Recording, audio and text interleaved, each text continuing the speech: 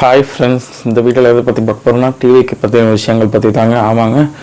So எல்லோரும் வந்து சொல்லிகிட்டு இருந்தாங்க, விஜய் நான் வந்து பார்க்கல, விஜய் ஒரு மாதம் ஆச்சு எதுவும் பண்ணலை, அட்டம் பண்ணிக்கிட்டு இருந்தார்.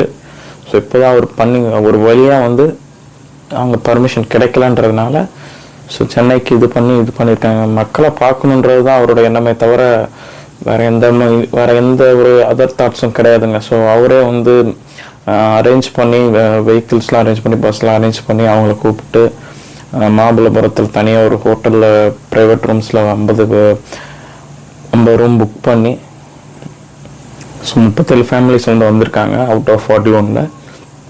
ஸோ எல்லார்ட்டையும் போய் ப்ரைவேட்டாக மீட் பண்ணி பேசி ஸோ கிட்டத்தட்ட 8 மணி நேரம் வந்து அவங்களோடய ஸ்பெண்ட் பண்ணியிருக்காரு.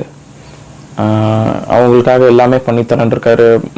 ஃப்யூச்சரில் அவங்க எஜுகேஷனுக்காக இருக்கட்டும், மேரேஜுக்காக இருக்கட்டும், எதுக்காக இருந்தாலும் அவங்க கரியர் க்ரோத்துக்கு மந்த்லி 5,000 கொடுக்குறேன்னு சொல்கிறாங்க. 20 lakhs கொடுத்துருக்காங்க ஒவ்வொரு ஃபேமிலிக்குமே, இந்த 41 ஃபேமிலிக்கும்.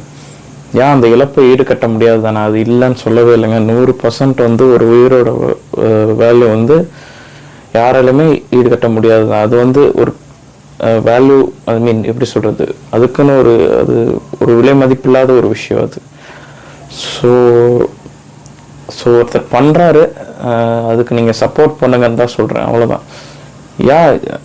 அவர் கரூரில் தான் மீட் பண்ணியிருக்கணுன்றது தான் என்னோட எண்ணமே. நானும் அது ஓகேன்றது தான் நான் சொல்லலை.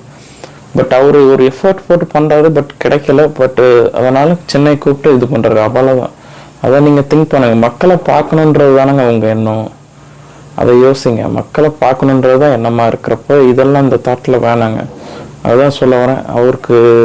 அவரோட இதை திங்க் பண்ணி பாருங்கள். அவரோட ஐடியாலஜியில் இது பண்ணி பார்த்தீங்கன்னா உங்களுக்கு நிறைய கிடைக்கும்.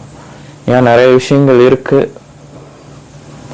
ஸோ அதுதான் நான் சொல்ல வரேங்க. ஸோ எப்படின்னு பார்த்தீங்கன்னா, இவ்வளோ ஸ்ட்ரகிள்ஸை தாண்டியும் இதுக்கு மேலேயும் ஸ்ட்ரகிள்ஸ் வரலாம், இல்லை வராமலும் போகலாம். கண்டிப்பாக அதிகரிக்க போகுதுன்றது தான் நிஜமாக இருக்க போகுது.